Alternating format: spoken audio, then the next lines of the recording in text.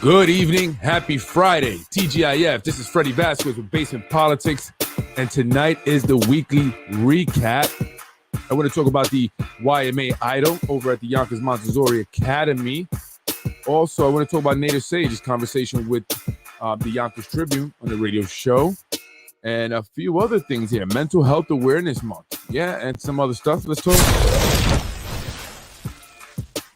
Good evening, folks. I am Freddy Vazquez. This is Basement Politics Unfiltered.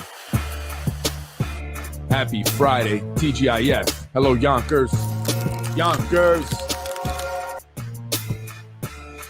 How you doing, everyone?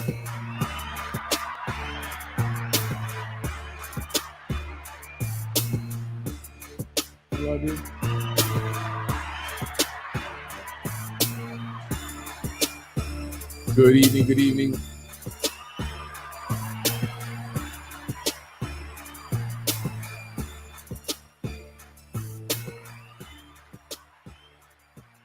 Good evening, folks. How you doing today? It's Friday. It's a good day. It was pretty good. Then it started to rain. Then the sun came out. Then it rained some more. But it was an exciting day today because the YMA, the Yonkers Montessori Academy, had their first annual YMA talent show. And I stopped by today. It started at 6 o'clock. And I was very impressed by the amount of parents and family members that were there. But I was more impressed by the talent. There's some talented kids here in the city of Yonkers. I'll tell you that. And they have a wide range of talent from singing, dancing. Some played instruments, guitar, piano. There was even a comedian. That's right, a comedian. And he was funny. Young guy went up there and did his thing very confidently. Talked about mom and dad. It was a great routine. And for anyone, any age, to go up and do comedy in front of a crowd like that, there was a lot of people there. Took a lot of guts, takes a lot of guts. So shout out to him and his performance. And the rest of the kids that went up and performed, it was awesome. Shout out to the administrators, the staff, the teachers who put it together. My wife is an assistant principal there. This is something that she has done at prior schools before. So she, had this idea and she got, the help from people and they put it together. Shout out to Mr. Solicito. He did the artwork and the YMA lettering and stuff like that. It was excellent. Did a great job, man. Did a great job. Shout out to Gamby, Mrs. Gamby, and shout out to the other staff members, teachers, administrators. I don't know the name, but you guys did an amazing job. Amazing job. And I really wanted to stress that. I wanted to start out with that because I want to start on a positive note. And I love education. I love the kids. It's very important for me because, it helped me come out of a situation where many people don't come out of. I broke the cycle of poverty. Education was very key to that. Education and getting married to a great woman. That is the key. That is absolutely the key. So shout out to YMA. Shout out to everyone there. It was excellent. And shout out to the families, the parents. There were a lot of people. Wow, there really were a lot of people. I was very impressed. I want to talk about next Mental Health Month. That's right. It's Mental Health Awareness Month. Did you know that? I'm sure you have. Our elected officials have been mentioning it for quite some time now. And I guess it's great that they're talking about mental health. But now I have to switch gears here and be critical. And I've mentioned this before. These are these feel-good things, right? These feel-good legislations that they pass. Mental health issue or Mental Health Awareness Month. I saw a congresswoman wearing a green dress, a congresswoman, United States congresswoman, and she put on her Facebook page, "In my green dress for Mental Health Awareness Month. I have my green on." And I said, okay, great. And what else are you doing? Wearing a green dress, making a post, and naming a month in honor of mental health doesn't do much. It doesn't do anything at all. Mental health is an issue that people deal with every day. Every day. And the other day in the council meeting, they took a moment of silence for Mental Health Awareness Month. And I said, why don't you take a walk down the steps into Getty Square You can go there every day and you'll see people who are suffering from mental health. Mental Health Awareness Month. Many elected officials are celebrating. It's almost like they're celebrating Mental Health Awareness Month. For example, one Democratic woman posted a picture of herself wearing a green for mental health. She captioned it, "Wearing my green." I commented, "Great, but what are you actually doing to address the national mental health crisis in America?" In my interview with Congressman Jamal Bowman, I spoke about that. Our Congress has declared a national mental health emergency. Our local officials are no different. Much of the legislation introduced by our council members are often feel-good stuff like naming a month in honor of mental health or Hispanics or Italians. However, that gets nothing done. Nothing changes. Mental health is a serious concern that affects people every day. Every day, right? Go to Getty Square. Every day you'll see individuals suffering from mental health standing in front of businesses or lying on the floor or walking up Main Street yelling at no one. Well, at least we see no one. Oftentimes we associate mental health with drug use and homelessness, but we don't see how it impacts a lot more, such as violence and crime. And please, let me be very clear. I am not saying mental health equates to crime. Not saying that if you have a mental health disorder, or if you're suffering from mental health, that you are a criminal or you're going to be a criminal. I'm not saying that. But what I'm saying is that crime, many times we can see that there may be some mental health that may be indirectly impacting that decision made by the individual who committed the crime, right? Oftentimes, individuals committing crimes are suffering from some form of mental health. While it may not be directly the cause of someone's criminal behavior, but it may play a role. It may play a role. For example, individuals suffering from mental health and or trauma can be more aggressive at times or have unresolved anger. And that's because they have not had time to deal with it or have seen a therapist. I know, right? I grew up in an environment that, filled me with lots of trauma. I've seen a lot of things growing up that kids should not see. And as a result, I had developed some anger. So, as a kid, I used to be, that was my thing. I used to get into fights as a kid in school, but I was very respectful to teachers, right? I wasn't one that was disrespectful. I just had anger from things that were going on at home. And then that can lead to some action that could be considered a crime. You're just getting mad and fighting somebody and assaulting them. That's a crime, right? So we don't think about that when cops are out there arresting young individuals, particularly here in Yonkers, particularly Black and brown individuals who are suffering a trauma that they have yet to resolve. Absolutely a trauma. And we all probably suffering from a trauma that we've yet to resolve or are working to resolve it. Right. So I don't want to say that mental health equals crime. I'm just saying that, trauma is a form of mental health. You suffer, childhood experiences that can result in adults having PTSD. The bottom line is that our elected officials need to do more than linking a month to a problem. That does not resolve the issue, nor does it make a difference in the lives of the people who are dealing with mental health or any other issue that they name a month after. So here you go. Steps for mental health in honor of mental health awareness on Saturday, May 14th, 2022. From 1 to 3 p.m. at Lincoln Memorial Park over there in South Broadway, McLean. Join them for surprise unveiling, resources, games, and music. They're gonna do the surprise unveiling of what for mental health. This is gonna be a clinic that's gonna provide free therapeutic services for young people and young adults and anyone in need of mental health services. I hope that's what the surprise is. Moving on to crime. Crime in the city. Crime in the city. They say crime is down, but is crime down? Another store on South Broadway was robbed in broad daylight. Yonkers police arrest 3 Bronx men for a smash and grab robbery at the Golden Square jewelry store just before you get to South Broadway and Hudson Street there over by the Bank of America. 4 individuals went up to the window, smashed the glass, and grabbed all the jewelry they could before running off with $100,000 worth of jewelry, according to the owner. I'm in the insurance business also, by the way. I do property insurance. I negotiate property insurance claims, actually. So I assess insurance damages on the property as well as the personal belongings. So I'm familiar with this stuff. And it's coincidentally or interesting enough, I walked by the store a few days before this happened, and I looked in the window and I actually questioned if the jewelry was real. I'm just saying, I'm being honest. I'm not trying to knock the owner. I'm not trying to knock his hustle, but was it $100,000 of jewelry at the window? I mean, not from what I saw, but maybe jewelry or the price of gold is up, right? Gold prices must be through the roof.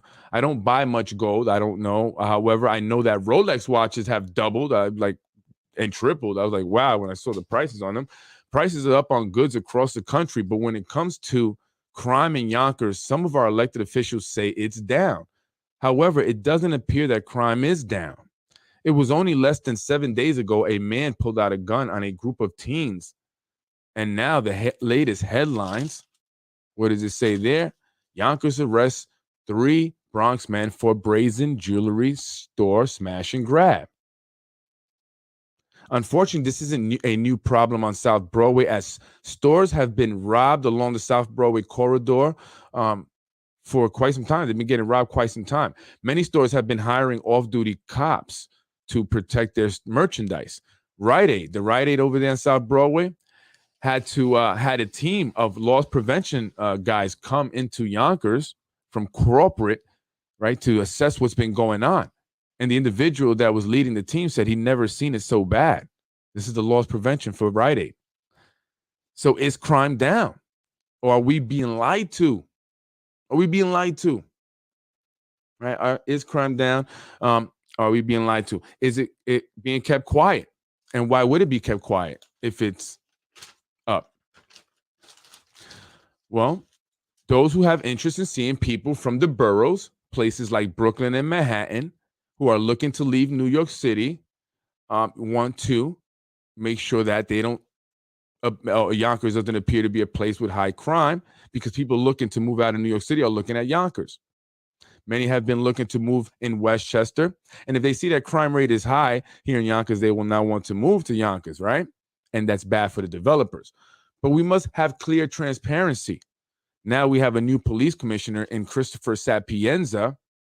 I would imagine we should be seeing some different strategies being implemented to address the very real problems we have in Yonkers with crime, especially here, on South Broadway there. A lot of the stores are getting robbed. A lot of stores here in Yonkers, downtown area, are getting robbed. Remember the guys that got beat up by the grocery store workers? Remember that incident? It was all filmed. So actually another store was damaged last week on South Broadway and Valentine. Smashed the windows, front windows, same thing. They didn't take anything. It was a tattoo shop, I believe. And then we have the gun issues, gun violence. Again, it was less than 7 days ago when an adult male pulled out a gun on a group of teens on Ridge Avenue off Lake Avenue. Seems like the group of teens may have been from Gorton. And I was saying that maybe we need more foot patrols. Maybe we need more police satellite stations, especially after school. And I know they have them in Getty Square. And I'm not blaming cops, please, because I don't want the Yonkers News Wire writing a report or post about me hating cops or calling them racist.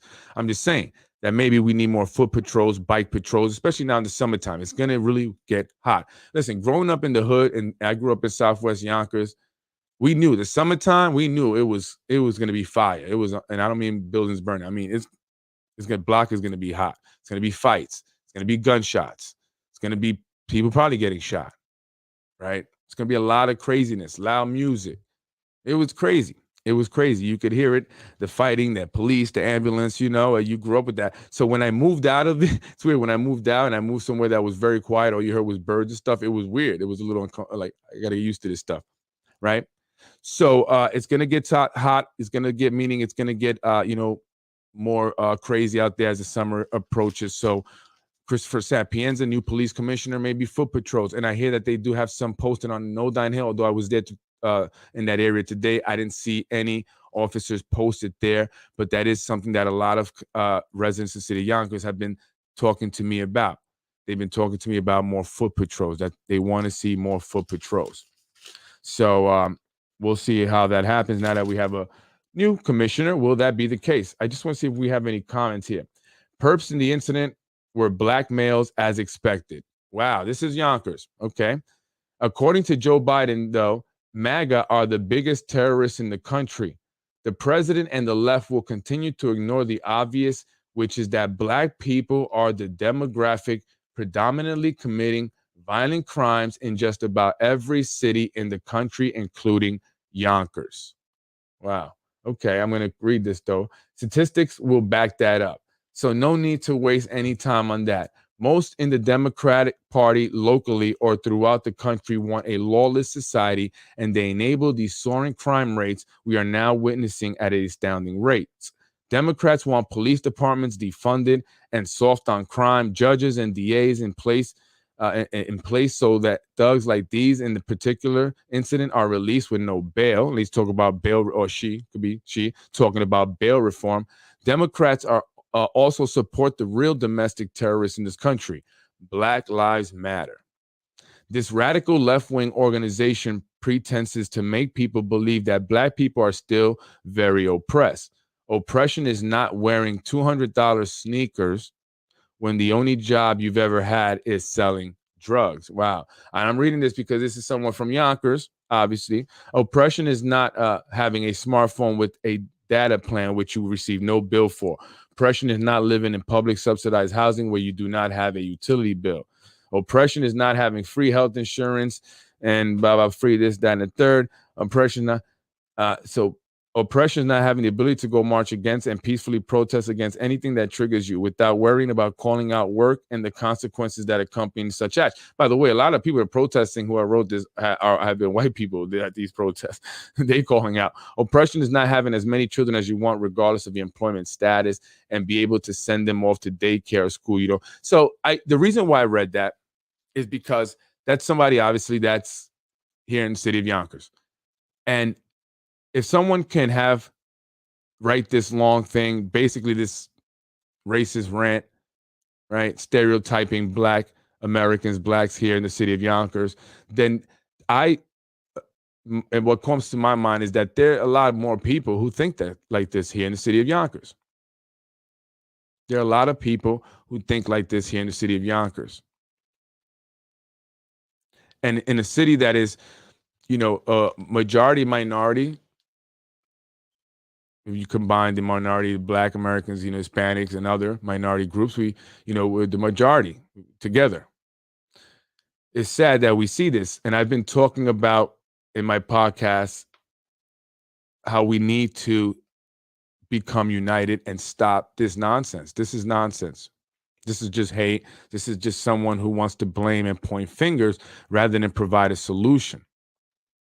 Right. And this is a complex issue when you talk about oppression and racism and systematic oppression and systematic racism.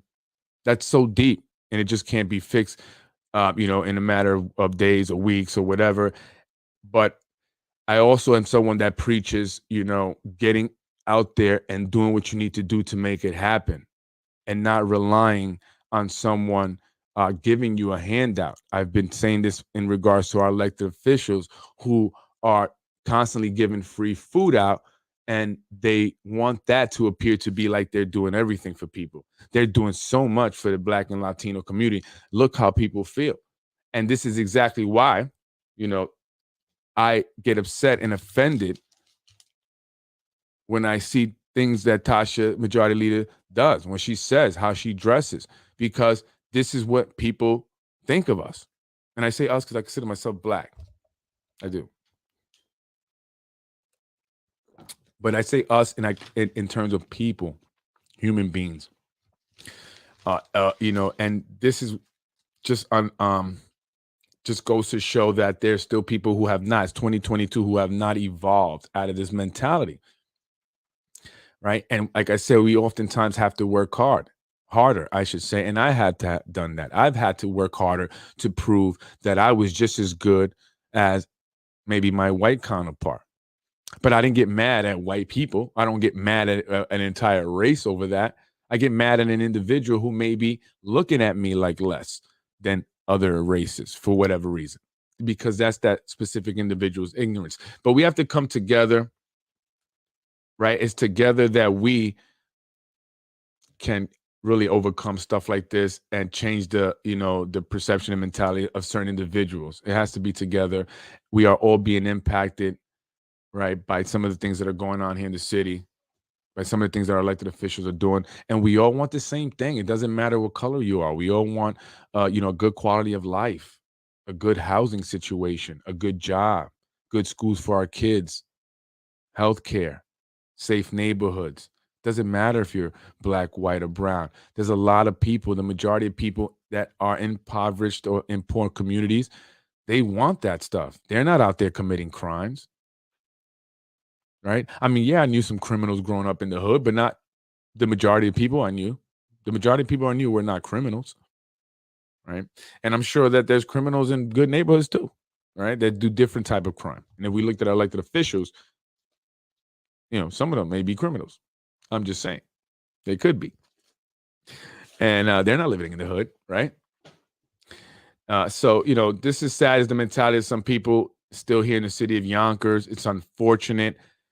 But you can't stereotype whoever wrote this. You're being ignorant. Not all black people are like this. My wife actually never wore $200 sneakers, and she never wanted $200 sneakers at all. My wife was very modest when it comes to, still is. She's black. She prefers to do things like the YMA idol. That's what she loves. That's her passion. And there are a lot of other black Americans like her, white Americans that are great, Hispanic Americans that are great. And so we have to come together to stand against this stuff. But sometimes I understand what he's saying, though, with the phone, right? And I'm just being honest. Like, I see people who are homeless with cell phones. That's one thing that everyone has. It doesn't matter if you have no money. If you're poor and you're homeless, you still have a cell phone. I see a lot of people with cell phones wandering the street with their cell phone, haven't showered, but they got their cell phone and it's working. It's got, it's connected. It's got service. And that's, so I've noticed that. It's something I've mentioned to my wife, like, babe, everybody got a cell phone. Even homeless, it doesn't matter. Got a new, and sometimes it's better than mine, new iPhone. But I wanted to read that just to remind people that there are still individuals with that mindset, the racist mindset, stereotypical mindset. And just to explain that whole $200 sneaker thing, right? For anyone who's listening who might be a racist. And think that same thing. Why they can't afford to live in, they don't even pay their own rent, and they got $200 Jordans on. Yeah, I understand. That makes sense. I get it. But you have to look at the psyche of it. These individuals that don't have anything, they know they live in the projects. I knew I was poor. You know what I'm saying? I knew we had roaches and rats. Right? I knew I was poor. And so that developed an inferiority complex. And this is what I'm talking about when I mentioned some of the trauma growing up in the hood that you may, develop. You develop an inferiority complex. You're not good enough. You lack confidence. Your family doesn't have a car. You have to take the bus to grocery store. So what they do is, what we did, and I say they because I say people in the hood, and I'm talking about me too. What we would do is we would wear expensive clothing we to make us feel better, to at least say, okay, look at me, I'm a little fly, I'm kind of fresh, right? I have, I don't know, some name brand shirt on and Jordans, and it was very big. And that's why growing up, if you stepped on somebody's Jordans, that was a fight. Literally, people beat each other up for that. People used to go around stealing the sneakers back in the day, the Jordans. And again, so that goes back to just the psyche of just not feeling good enough and needing to mask, the insecurities that we have growing up poor. And especially when you go to school and you go to school with other people who may have more money, than you. It's embarrassing, and you want to try to not stand out and not say, hey, look at me, I'm poor, right? Because that's really what it is. Got to wear the Gucci belt, got to have the Jordans on, True Religion jeans, but I'm living with my mom. but at least I'm fly, I'm fresh. That it's a psychological thing. It's to psych you out. Really, you're not fresh. It's better to have, a pair of $30 sneakers and have your own place and have a car, right? To get you to work.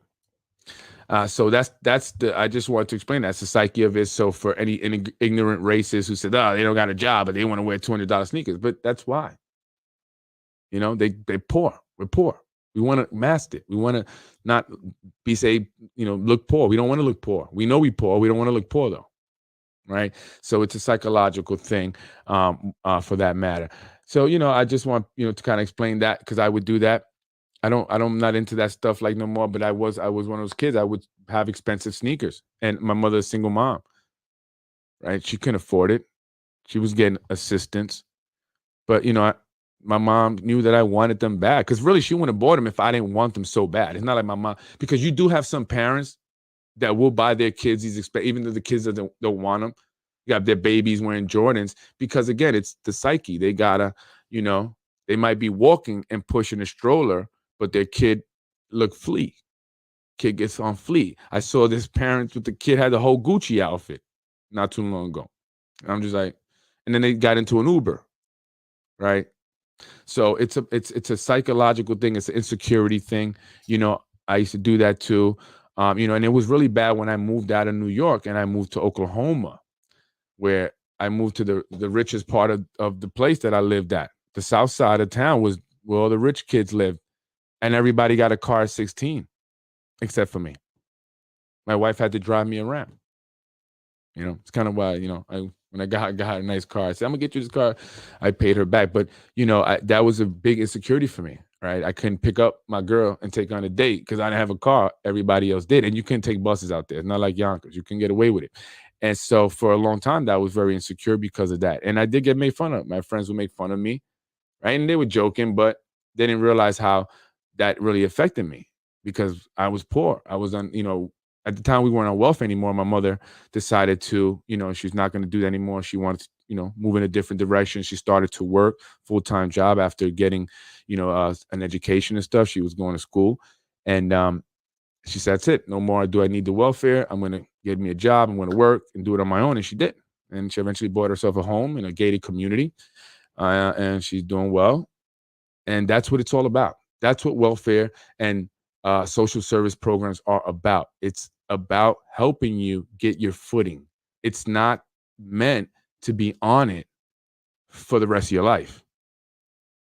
It's not meant to pass it down to your kids. That's not an inheritance. And I know people that do that. They'll give their kids their Section 8, right? And they'll pass it down or something like that. But you're teaching your kid how to milk the system. And many times people think that they are playing the system. Yeah, I'm getting over. No, you're not.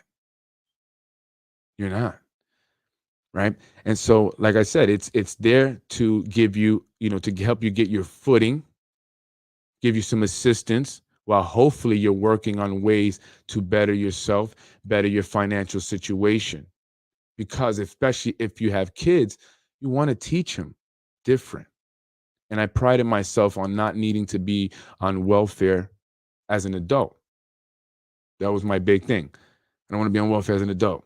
I want to work hard. I didn't know what I wanted to do, but I knew I didn't want to be on welfare. I didn't want to be poor. I didn't want to be on welfare, but I know what I wanted to do. But at least just putting myself in situations where at least maybe an opportunity could come up, and it did. And that's why I met people. So again, you have to put yourself out there. Like my mom said, it's not going to fall on your lap. You got to go out and get it. So that's what I did. And I learned from people, and, and I just kept hustling and moving up. But I prided myself on not needing to be on welfare as an adult, and not to be negative or judgmental.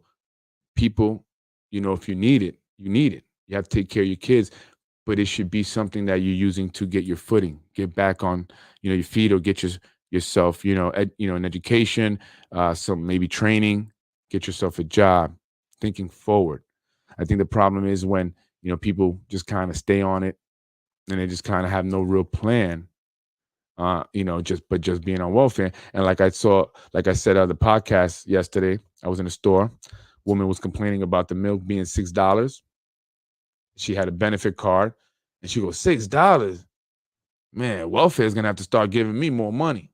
That's how she said it. Like, welfare is going to have to start giving you more money because the prices are going up. And it's just like, there's people that work, and don't get the welfare, and they are short now because the price is going up, and they can't demand it from nobody. They can't just go somewhere and demand it. Say, I need more money because price is going up. They're not going to go to the employer and say that. Right. And so what I've learned also, is and notice is that also sometimes people develop a sense of entitlement when being on welfare. Like, you just expect it to be given to you, like the government owes it to you. The government doesn't owe it to you. The government doesn't owe you nothing. Nobody does. Let me tell you that. Well, except for your parents, because you didn't ask to be born, right? We said that. I didn't ask to be born, right? So your parents owe you to take care of you for a certain extent, and then you're on your own. But, so I just kind of in my mind, it's like, wow, that's just part of that sense of entitlement when some individuals just have been getting free stuff handed to them, right? And they like demand it now, and you better, or the government better give it to me. No, you better go get a job. You better figure it out.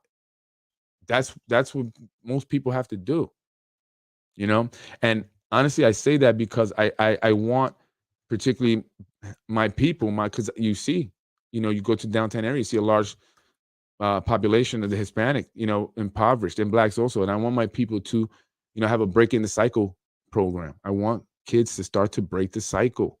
Forget this, being on welfare and stuff like that. But they also need to have opportunities, resources, and education and things that will help them do that. And that is why I get on the elected officials, because handing them free food is not going to help them get there. You're teaching them to be dependent. And that is not even your job.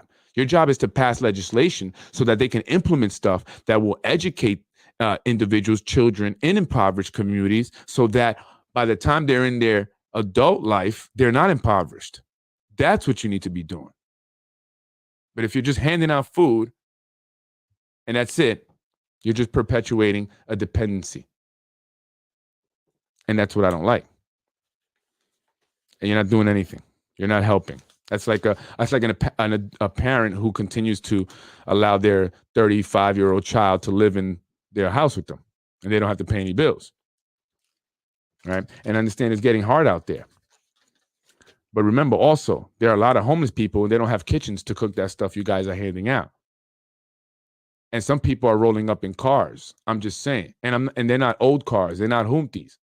I've seen some new Toyota Highlanders, and people are loading up their cars with that free food.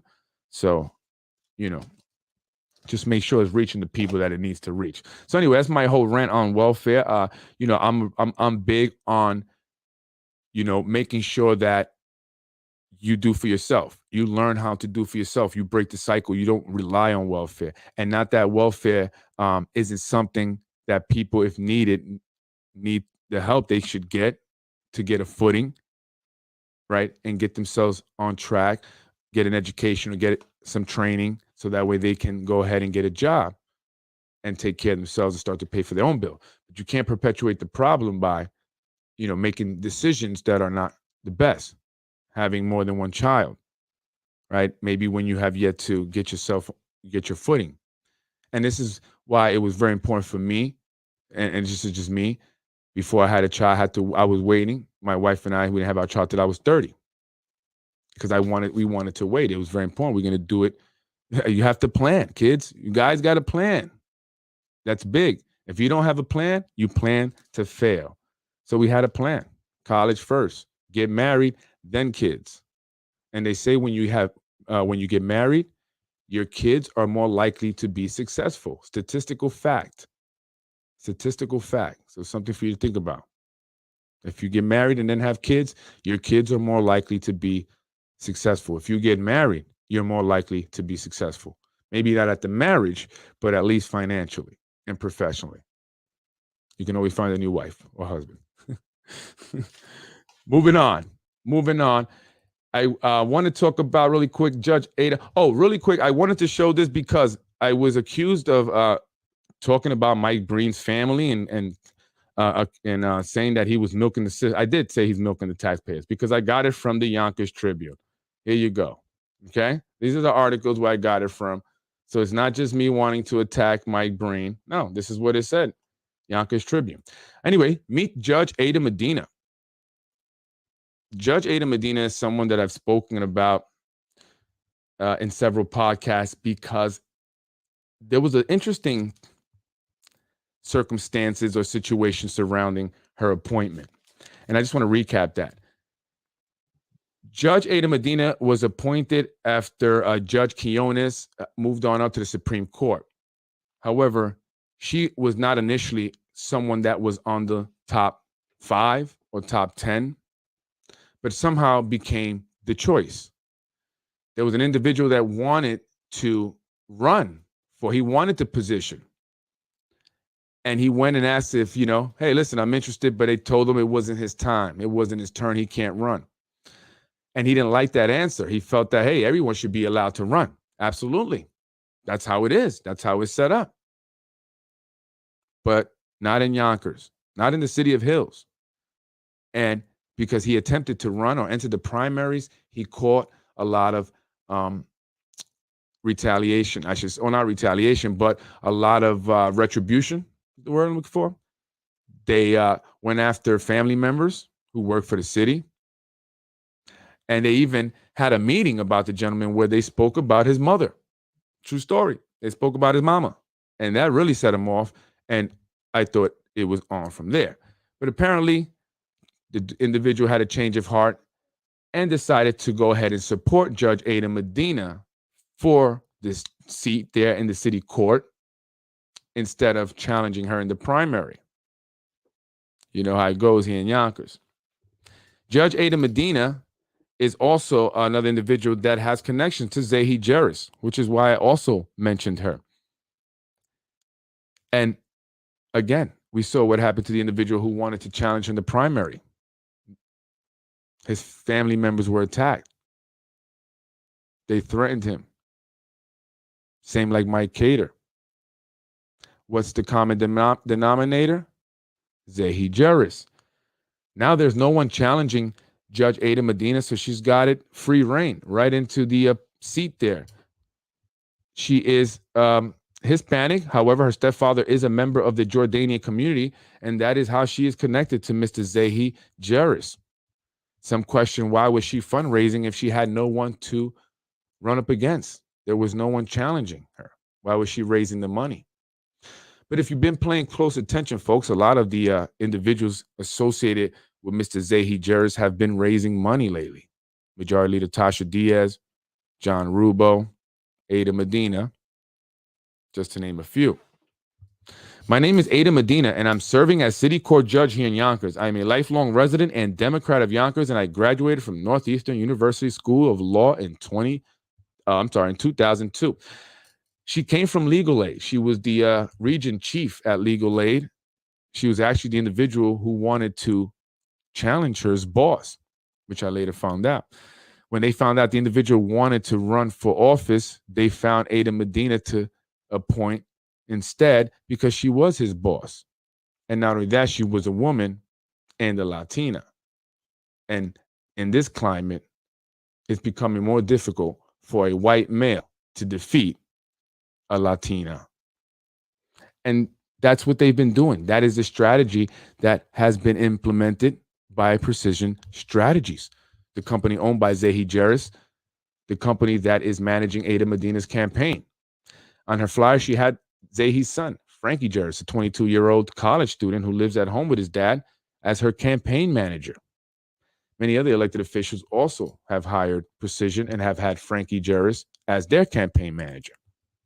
Interestingly enough, Frankie Jeris was recently caught using some of the candidates that they've have worked with Facebook accounts to harass other individuals of the community. So if you are someone who's hired Precision Strategies, let them know once you're done with them to close your Facebook account that they created for you, because they'll use that for nefarious reasons. And it comes back to you. Just saying. Just saying.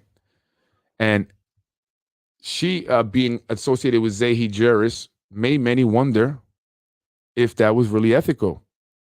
Being a judge being associated with an individual who's been convicted of political corruption, a felony, and served 4 years?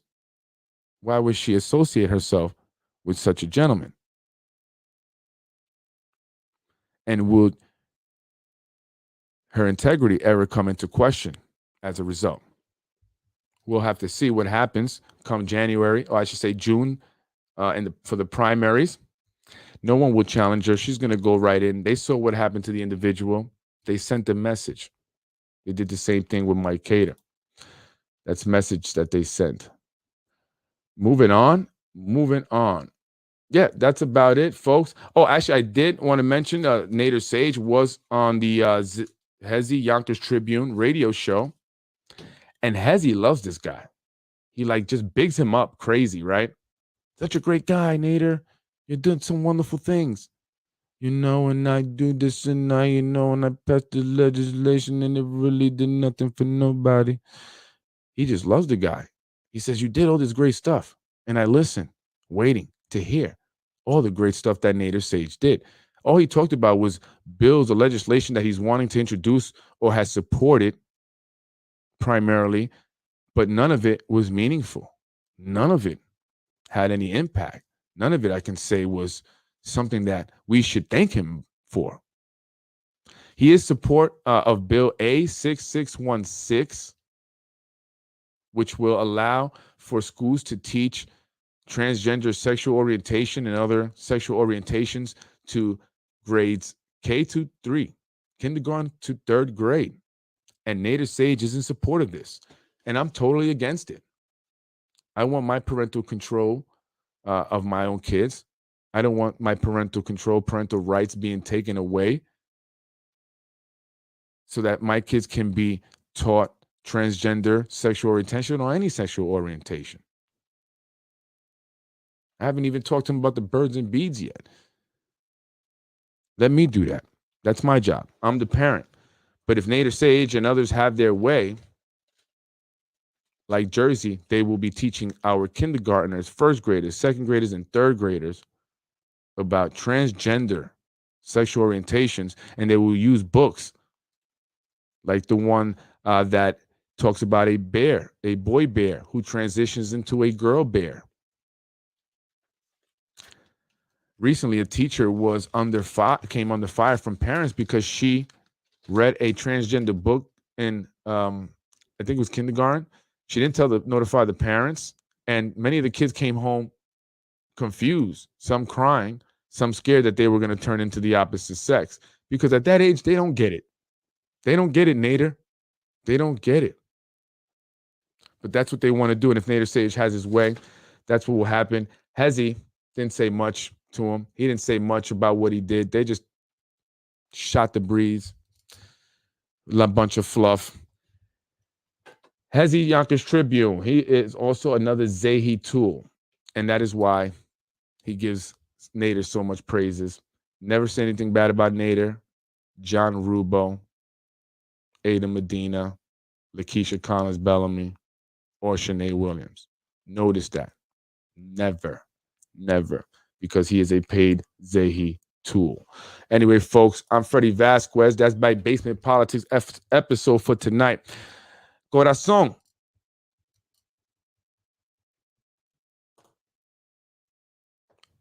As majority leader, was it your job to give the city council president a hard time?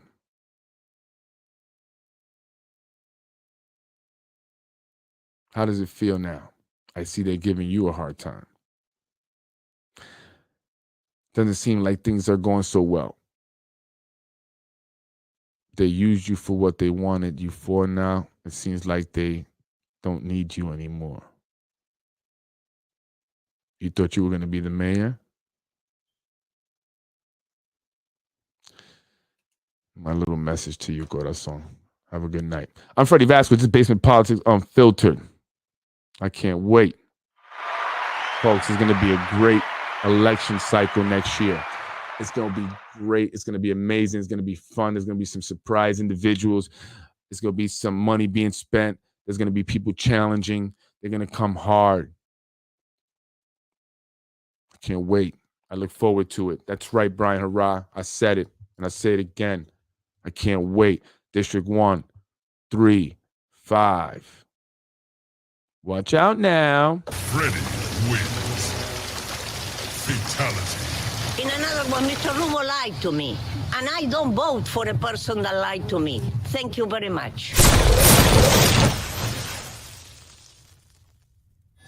Let's get it popping. Thank you, folks. I am Freddy Vazquez. I appreciate you guys watching. Thank you very much. Please continue to share. Don't forget, the Dare to Share contest is ongoing. Will you be the $100 winner next month? Every month, someone will be selected to win $100. The person that shares the most podcasts, not posts, but podcasts, will win $100 for that month. That's right, folks. Ask the last $100 winner. He collected his money. Will you be collecting yours? Make sure you share my podcast, the Dare to Share contest, where every month you can win $100 cash from Basement Politics, courtesy of me, Freddy Vazquez, and all those who seek change here in the city of Yonkers. Time to pass the baton. My Latinos, stand up. We have a lot of juice now. Don't let them gas you, because they're coming to, and they will if you allow them. Don't take the piece of the pie. There's a whole one in the oven waiting just for you. I'm Freddy Vazquez. Thank you very much. Have a blessed weekend, folks. Freddy wins. Fatality. Freddy wins. Fatality. You're watching Basement Politics with my dad, Freddy Vazquez. You're watching Basement Politics with my dad, Freddy Vazquez. Let's get it popping. Freddy wins. Fatality.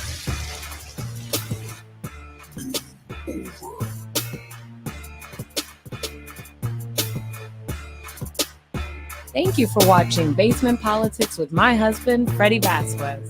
Freddy wins. Fatality. I was raised in housing. I don't think you were. I went to Yonkers public schools. I don't think you did. We can go on all night with this, honey. Freddy wins. Fatality.